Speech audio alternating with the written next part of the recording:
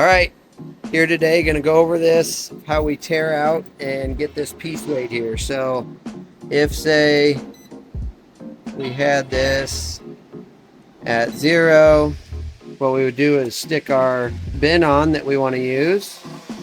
We're gonna get a negative weight, so now we can hit the 0 button. So that zeroes that out. Then what we're gonna do is we're gonna take, we've counted quantity 10, put 10 in there, it says 25 grams. So now we're gonna say piece weight.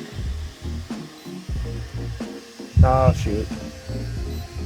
Oh shoot. All right, so we throw that on there and we say Tare. That shows us at 0. We take our 10 washers.